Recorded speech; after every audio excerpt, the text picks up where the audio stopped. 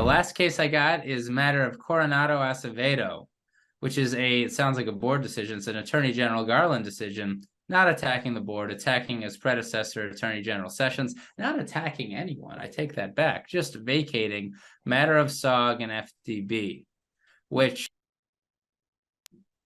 in my opinion, the writing was on the wall when Attorney General Garland vacated matter of Castro Tum. So really, I think this is about a year and a half late.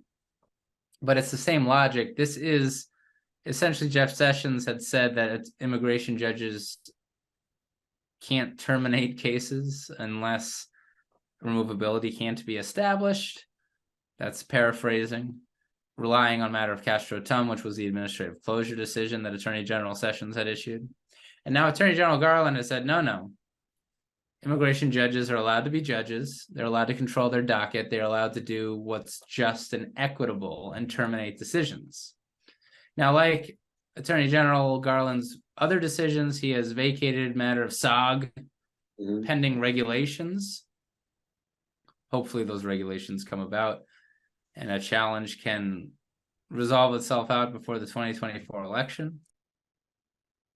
But that is what Attorney General Garland has done. And in the interim, the Attorney General has said that immigration judges can be judges and terminate cases. Now, the Attorney General has given examples of where the non-citizen has obtained lawful permanent residence after being placed in removal proceedings, or where the pendency of removal proceedings cause adverse immigration consequence for a respondent who must travel abroad to obtain a visa. That's a pretty good instance. Or where termination is necessary for the respondent to be eligible to seek immigration relief before USCIS. So that seems a bit broad, that third one. So there are guardrails that Attorney General Garland has said. As I said when I did the case on my podcast, I wish he had talked about BIA precedent that says termination is appropriate where there's been a due process violation or other circumstances where proceedings are themselves fundamentally unfair. I mean, you can imagine an egregious situation, right, where law enforcement stops an individual solely because he looks like a Hispanic individual and then beats him up horrifically for no reason, which then leads him to admit that he is, a non-citizen. And even if they could, and maybe let's assume that there was other information that they could establish alienage with. Well, there is a 1980 board decision that I argue says that it doesn't matter whether or not ICE can establish alienage in a different way. Proceedings in that egregious circumstance are so fundamentally unfair that you just can't do it. The whole thing has been tainted. You got to terminate. That case law exists. There's also circuit precedent.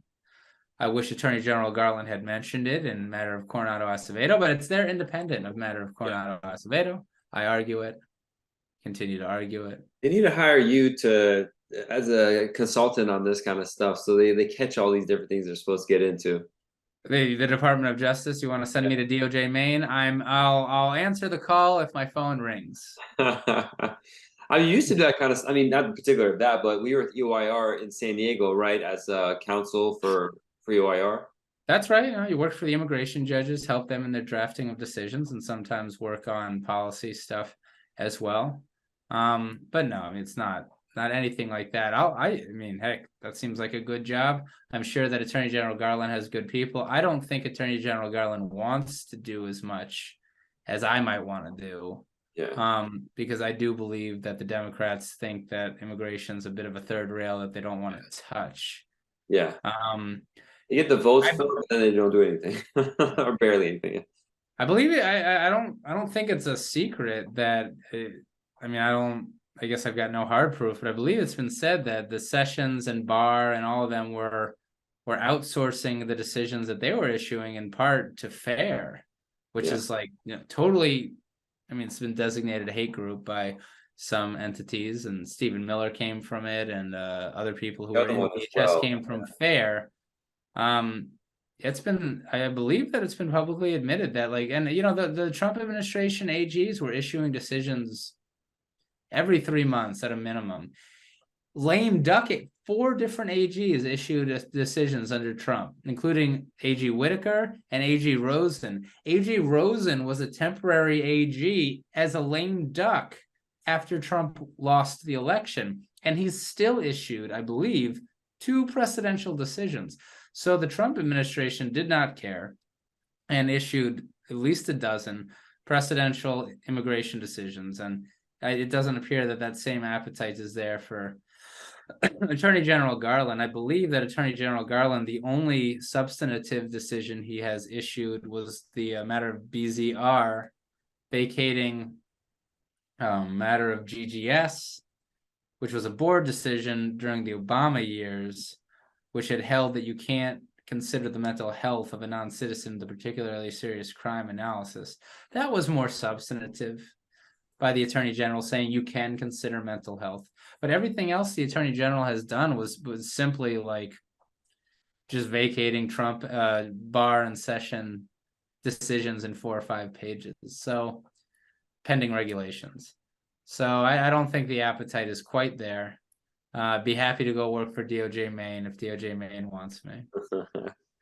Well, good stuff. I mean, you got the memory to be able to cite these names and stuff like it's nothing. So it's probably very few people that can do that. So you're a great candidate. Appreciate you saying that. Totally a product of me just doing the podcast and reading the cases every week.